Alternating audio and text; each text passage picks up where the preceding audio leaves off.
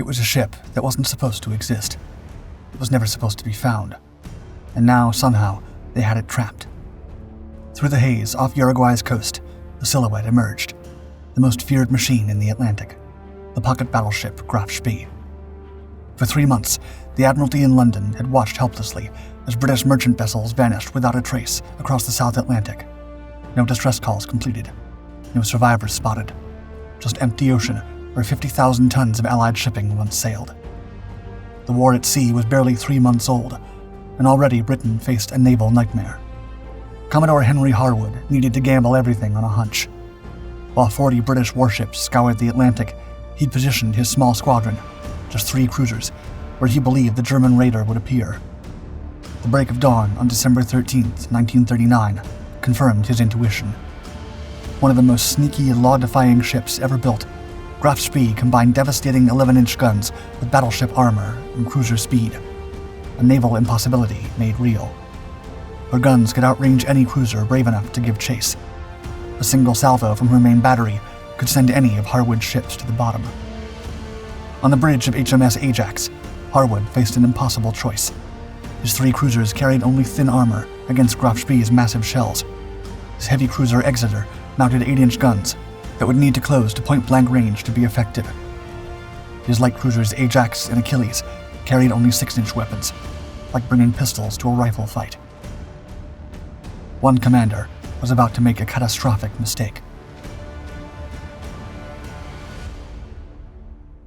The trick.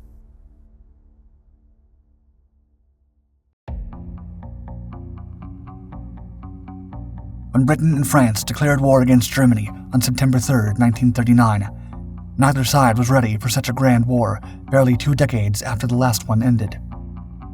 Though Britain's army was small and the Royal Air Force was still modernizing, at sea, the Royal Navy remained unmatched, with a force of nearly 1,500 vessels, including 15 battleships, 8 aircraft carriers, and more than 60 cruisers, supported by destroyers, submarines, and armed merchant ships spread across the globe. Germany, by contrast, was a land power, and the Kriegsmarine was small, scattered, and utterly unprepared for such a scale of war, especially since Hitler had told his admirals not to expect an actual naval conflict until 1944. This left them with little more than a handful of cruisers and battlecruisers, and around 50 ever-fearsome operational U-boats. Though the Kriegsmarine lacked numbers, the branch had a trick up its sleeve: the pocket battleships. Launched by the Germans, in spite of the restrictions imposed by the Treaty of Versailles, the Deutschland class was a trio of armored ships designed outright to carry the fight to the merchant lanes of Britain and its allies. Carefully built around loophole after loophole, each displaced around 12,000 tons, and though on the smaller side for battleships, they came with long range, speed, and heavy firepower, a powerful combination not every ship that encountered her could outmatch. Armed with 6 11-inch guns, secondary armament including 8 5.9-inch guns, 8 torpedo tubes, and a pair of Arado float planes for reconnaissance, these pocket battleships were wrapped in armor. Just before the outbreak of the war, Graf Spee, the last of the 3 sister ships to launch, sailed from Wilhelmshaven, Germany, into the South Atlantic, under the leadership of Captain Hans Langsdorff, a skipper on the younger side at only 43 years old, but who performed excellently during the Great War, rising through the ranks. As he and his 1,100 men took off into open waters, they knew they had one mission only: cut off trade, stay forever out of reach, and grind the Royal Navy into exhaustion.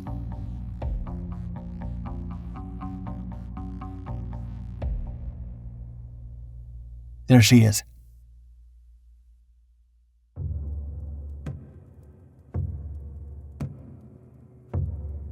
When war finally began, Graf Spee officially launched her raiding campaign, supported by the supply ship Altmark, which kept her refueled and stocked while at sea. Over the next 3 months, one after another, ships began to vanish all over the ocean. First was Clement, an unarmed British freighter taken off the coast of Brazil in late September, followed by a series of victories where Newton Beach, Ashley, Huntsman, and more were boarded, stripped, and sent under. During her missions, Graf Spee frequently used false flag tactics and silhouette modifications to appear as a non-threatening merchant or even another type of warship at long distances, buying crucial hours to slip away before being identified.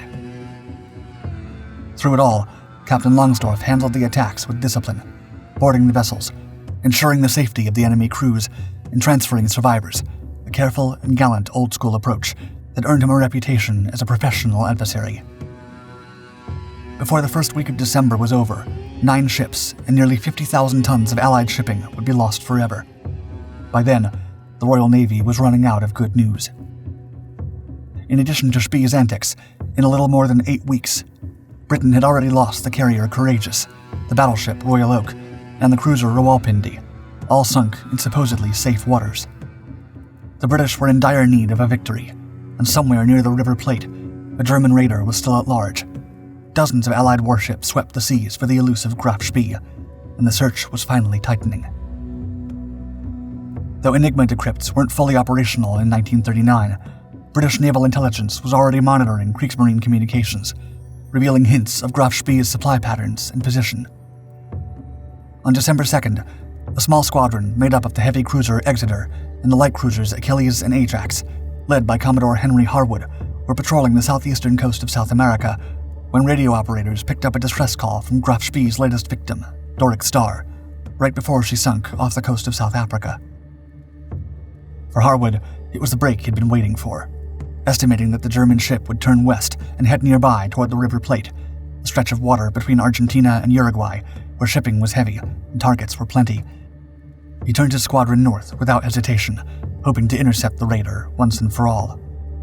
At first light on December 13th, the British squadron moved steadily through the South Atlantic, the sea calm beneath them as the new day began. Just after 6 in the morning, a lookout spotted smoke on the not-so-distant horizon. From the deck of Ajax, Commodore Harwood ordered Exeter to investigate. With this, Captain Frederick Secker Bell, commanding officer of Exeter, swung the cruiser out of line, the morning silence breaking as she picked up speed. Moments later, a signal from the ship flashed back across the water to her 2 teammates, quote, "I think it's a pocket-battleship." Without hesitation, Bell signaled to his team, making it official. A German ship was in sight. Face to face.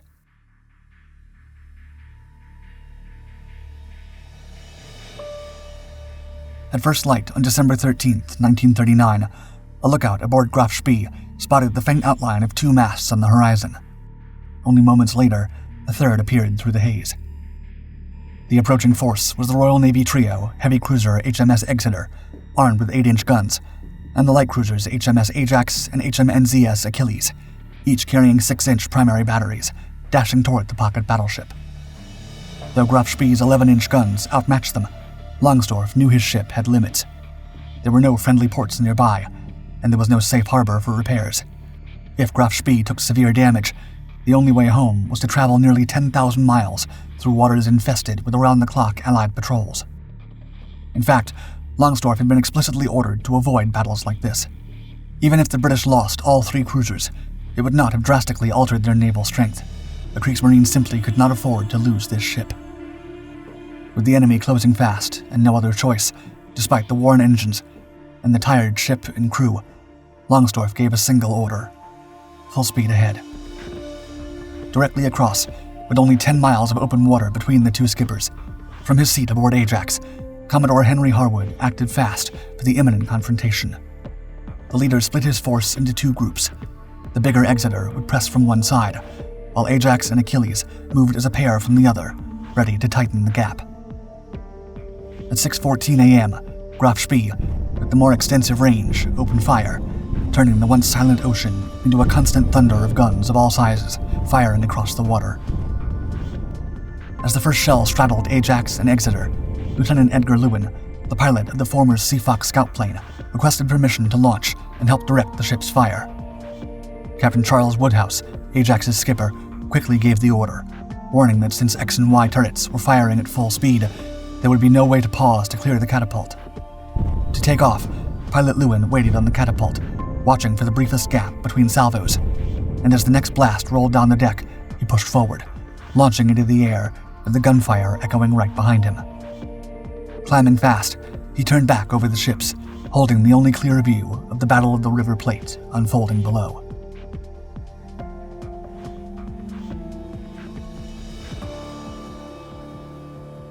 the Battle of the River Plate.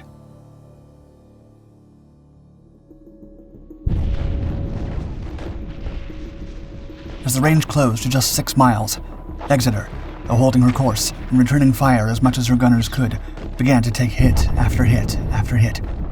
Within moments, her bridge was destroyed, taking her communication system down with it. As command rapidly shifted to the aft conning position, her skipper, Royal Navy Captain Frederick Bell, wounded by shrapnel to the face, directed the fight as best he could, passing down orders through the length of the ship by word of mouth, relayed through a line of men, all desperately trying to keep Exeter in the battle. With only one turret left in action, she kept firing, aiming to land whatever blows she could before time ran out. But the damage was mounting with every minute. Through it all, Graf Spee stayed locked onto her, determined to finish the fight, sending shell splinters from near misses, cutting through the decks and tearing into exposed positions. By 7 a.m., as Graf Spee slipped behind her smokescreen, Exeter's men were given a brief chance to assess the damage and attempt repairs. Soon, they found out that Exeter was nearly out of options. Her forward turrets were silent, and only Y turret was still firing, working on local control without central coordination. Fires had broken out below decks, and the damage stretched across the ship. Telephone lines were down. Only one 4-inch gun could still be brought to bear, and both of her aircraft had been launched overboard to clear space. Wireless communications were gone, but below the waterline, the engine room remained intact. With little left to salvage, Exeter could no longer hold the line. As she withdrew, Graf Spee kept her attention fixed on the damaged cruiser, unaware of just how badly she'd been hit and still determined to sink her. But before the final blow could land, Ajax and Achilles moved. Seeing Exeter falling back, battered and burning, Commodore Harwood ordered to close the distance at full speed, knowing exactly what it meant. Ajax and Achilles carried only 6-inch guns, nowhere near enough to match Graf Spee's heavier armament. But if they did nothing, Exeter would be finished.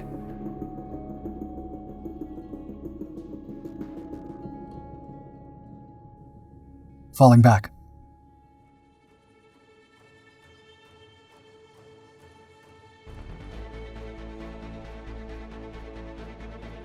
The cruisers raced in, firing as they went, landing occasional hits that forced Graf Spee to shift her attention. This was enough to buy Exeter a way out, turning south to escape. For a moment, the plan worked. The German fire slowed. Secondary guns went quiet, almost as if Graf Spee's gunners lost focus, unsure which target to address first. But before the Brits could catch their breath, the powerful and hungry German guns returned to work. Now it was Ajax and Achilles taking the worst of it, their thinner armor simply no match for shells built to break far stronger ships. From one moment to another, the second British defeat felt dangerously close. By 7:40 a.m., with the damaged Exeter behind the safety of a smokescreen as she limped south and out of the fight, Harwood ordered Achilles and Ajax to lay another smokescreen and withdraw. The new plan was to regroup, stay as close as possible to the enemy ship to track her every move, and hope for another chance to finish what they had started once the night fell. It was hard for the battered and tired sailors and officers to see how the fight could turn in the Royal Navy's favor. From the decks of the remaining cruisers, as Graf Spee steered west toward the coast, it still seemed as though the elusive and feared German ship was barely touched. Her guns were still firing precisely, and Exeter was already out of action. From afar, the German ship remained fully capable of continuing the battle, and winning against her seemed a nearly impossible challenge. As Captain W.E. Parry of Achilles later recalled, quote, "When the action was broken off, my own feelings were that the enemy could do anything he wanted to. He showed no sign of being damaged. His main armament was still firing accurately. The Exeter was evidently out of it, and so he only had 2 small cruisers to prevent him attacking the very valuable River Plate trade. But their enemy saw a very different picture. The grass is not greener.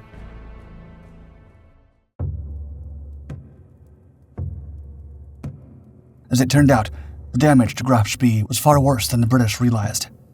Amid the naval melee, a single 8-inch shell tore through her fuel system. Vital systems were damaged. Repairs would take days, and worse still, with the fuel now contaminated and no way to clean it at sea, the engines were running on borrowed time. 16 hours of endurance at the most. Reaching Germany, across 8,000 miles of ocean and through the Allied blockade was no longer an option. And with the raider now sighted, more British ships were surely already on their way. With nearly every port in the South Atlantic either neutral or under British control, the skipper turned toward Uruguay's port of Montevideo. Though its shallow, narrow channels were too dangerous for a ship of Graf Spee's size, there was no other choice. The Kriegsmarine ship would have to venture into Latin American ports.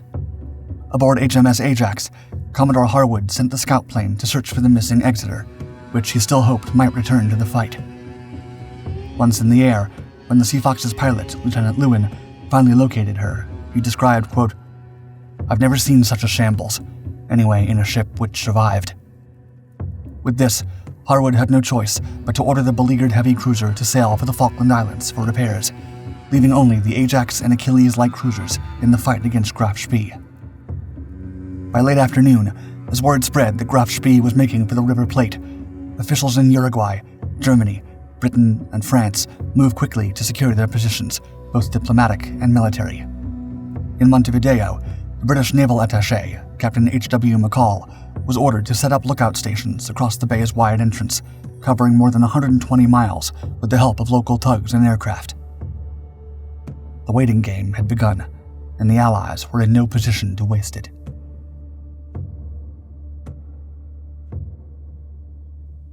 The Bluff.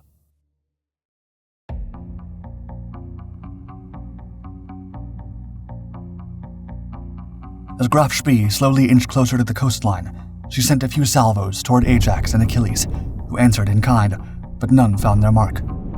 With those last shots, the fighting of December 13th finally ended. On shore, preparation shifted from battle to diplomacy. Uruguay, already under pressure from all sides, decided that if the Germans requested an extension beyond the standard 24-hour limit for a beleaguered ship in a neutral port, they would allow no more than 72 hours. The British wasted no time to turn the port into a trap, flooding the city with rumors of massive reinforcements, battleships, carriers, and heavy cruisers just over the horizon and waiting to attack. Local radio stations repeated the speculation day in and day out.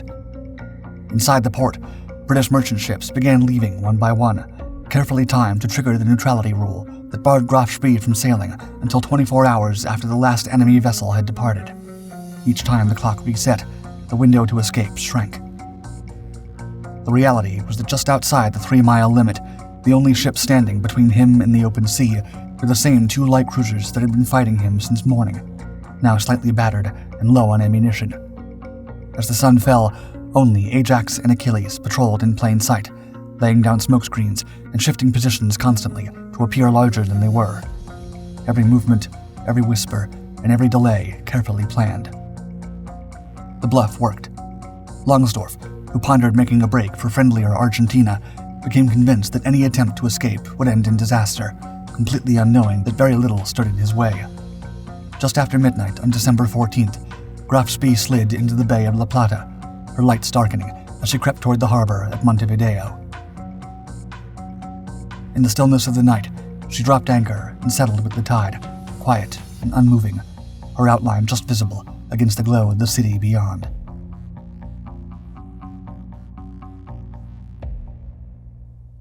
A Kriegsmarine ship in South America.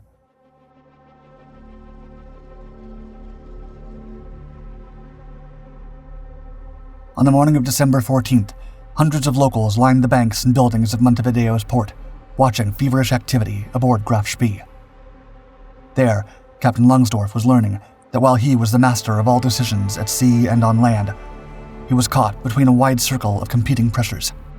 There was Otto Lungmann, the German ambassador, speaking on behalf of Berlin, and Alberto Guani, Uruguay's foreign minister.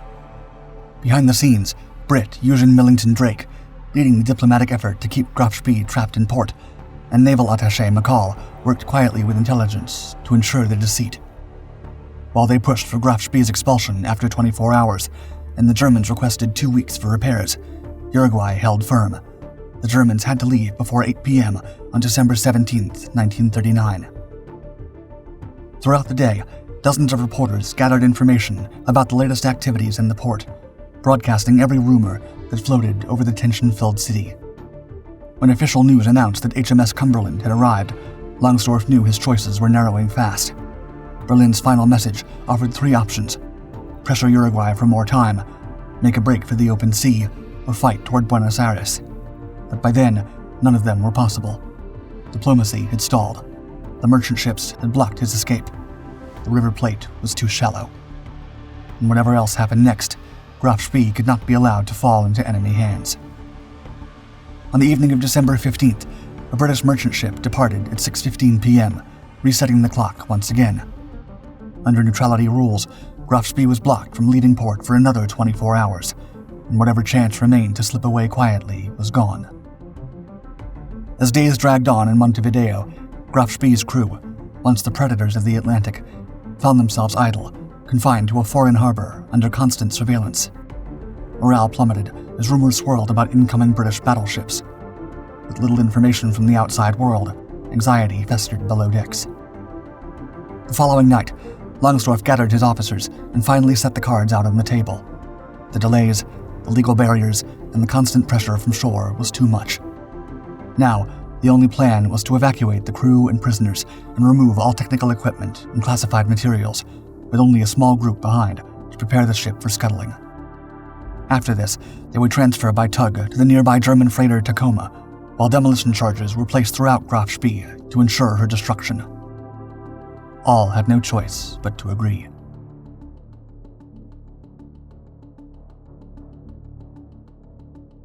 The end is near.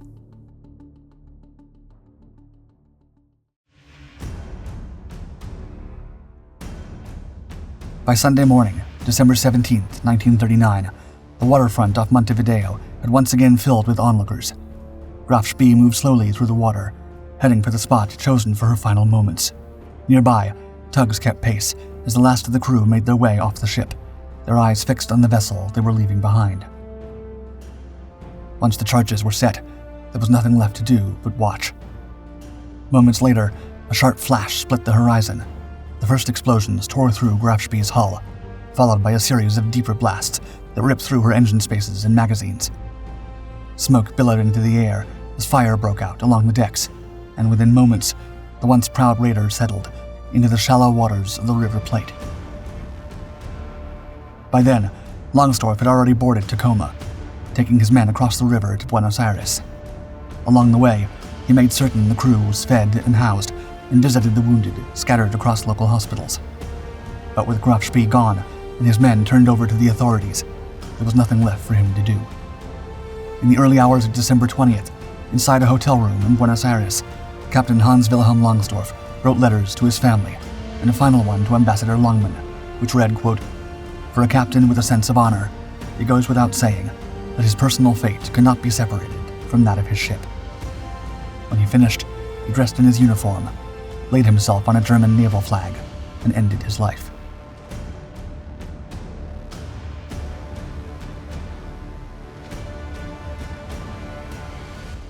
Aftermath.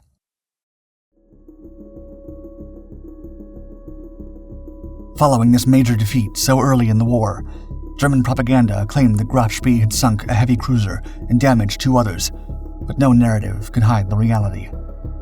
For the British, the battle became an early and much-needed victory.